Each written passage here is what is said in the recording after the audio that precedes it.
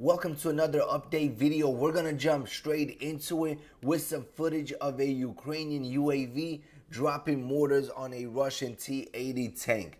This footage, in my opinion, is incredible. The precision of the UAVs have pretty much changed the battlefield forever. As you can see, the UAV is dropping mortars directly on top of the first tank. It looks like the first tank is in good condition and is either pulling or hiding behind the second tank.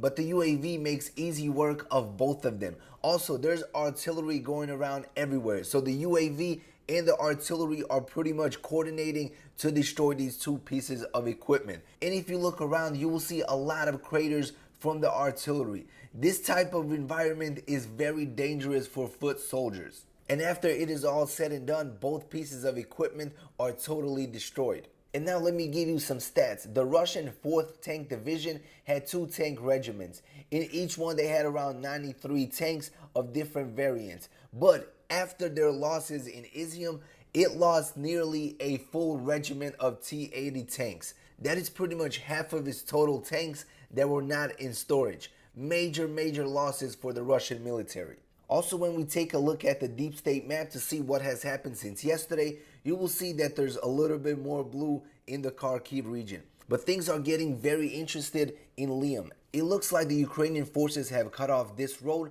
so hopefully in the next 24 to 48 hours, they will be able to clear this area. As you can see, this road is also cut off on the other end.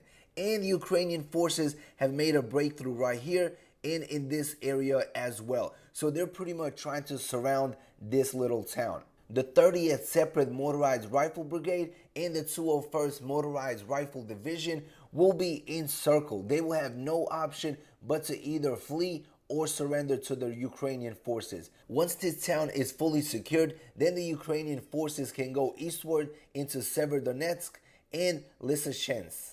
Also, there were no major movements in the Donetsk area. This front is pretty much at standstill. But Russia is building up forces in this area, probably to go northward.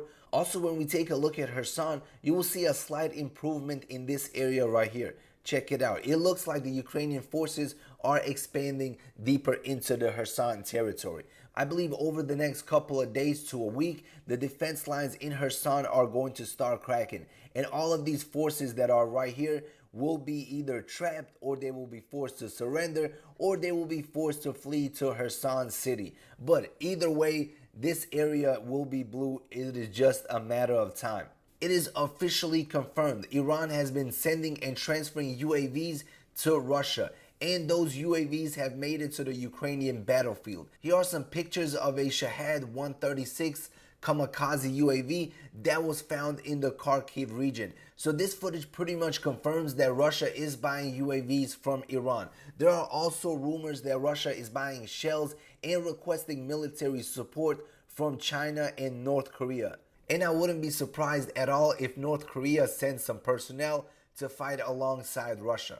This just shows you how much pressure the Ukrainians are putting on the Russian military. The Russians are losing so much equipment, so much manpower, so much money that they literally have to beg other countries for supplies. Russia is the aggressor in this war, but they should have prepared a lot better. Also, Latvia, Lithuania, Estonia, Poland, the Czech Republic, Slovakia, Denmark, Belgium, and the Netherlands have stopped accepting documents for tourist visas from Russians. This will put a lot more pressure on the Russian people. This will put a lot more pressure on Russian citizens that are traveling abroad for tourism, for education, for work. It doesn't matter what it is, they will have a tough time getting into Europe. A couple of videos ago, I showed you long lines of civilians trying to get into Russia. Well, those lines are getting even longer. Pro-Russian civilians are trying to get out as fast as they possibly can. As the Ukrainian military liberates more land, these Russian collaborators are feeling the heat. They're like, yo, we gotta leave before we go to prison. Here's a BTR-80 that was destroyed by Ukrainian fire in Kherson. Progress is being made in the south. It is just a matter of days before we start seeing a lot of blue. Also, the Ukrainian forces were able to capture another T-72B3 tank, complete with a cope cage. This one is in great condition and will be put to work immediately. Some more footage from Kherson. The 59th Motorized Brigades of the Ukrainian Army hit a Russian tank in the south, causing damage at minimum. As you guys can see, the terrain down south is pretty difficult to take over. It is flatlands, there's nowhere to hide, and it makes it extremely difficult for tanks and for soldiers to move in, simply because there is no cover. And here's how the Russian T-72 tank works on a parade. And here's how the Russian T-72 works after being in Ukraine. A big difference. Also, the counteroffensive that we are seeing right now was revised this summer. Initially, the plan was to have one giant counteroffensive in the Kherson region. But the US military, the UK military, and the Ukrainian military all got together, revised the plan, and decided to have two mini counteroffensives. One in the Kherson region and one in the Kharkiv region. And the revision of the plan worked out perfectly, and now Ukraine is regaining territory. And here's some footage of the Ukrainian military destroying Russian propaganda, taking posters. All of that propaganda is being removed. Also, the Ukrainian Air Command in the east released some footage of its S-300 air defense system, pretty much intercepting Russian missiles that were being launched yesterday. Also, the fact that the Ukrainian officials are emphasizing the need for tanks and infantry fighting vehicles right after conducting a highly successful ground offensive is another indication that the armor was critical in the counteroffensive. Also, guys, they have asked Germany plenty of times to approve the support, but Germany for some reason is very hesitant to provide Ukraine with weapons.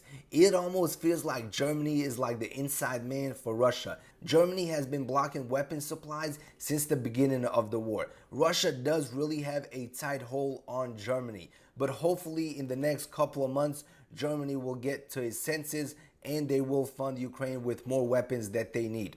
Also, a quick update for the situation in Armenia and Azerbaijan. Russia was able to broker a ceasefire that was started a couple of hours ago, but it looks like Azerbaijan is not abiding by the ceasefire and they are continuing to fire into Armenian territory. So far, Armenia has lost 49 soldiers and 3 civilians, but Azerbaijan has not released how much soldiers they have lost. Also, according to satellite data, the Azerbaijani military was targeting the S-300 air defense systems that were in Armenia, and it looks like they succeeded and destroyed them. Turkey, on the other hand, fully backs Azerbaijan, and it says they have the right to respond to Armenian provocation. Also, Armenia has stated that Azerbaijan is trying to create a land bridge between the east and the west of the country through Armenian territory, and they're pretty much trying to take over the entire southern part of the country. Also, the Russian foreign minister expressed his deep concern over the situation. Keep in mind, guys, Russia has 2,000 peacekeepers in the region. If this turns into a full-blown war, it will not be good for Russia. Also, Armenia has requested a meeting of the CSTO. That is pretty much NATO of the former Soviet countries. And if they approve, chances are they will send forces to defend Armenia. And things can get out of hand very quickly. Alright everybody, that concludes this update. If you enjoyed it, I would appreciate it if you smash the like button and subscribe to the channel. And stay tuned for more updates. See you in the next video. Peace out.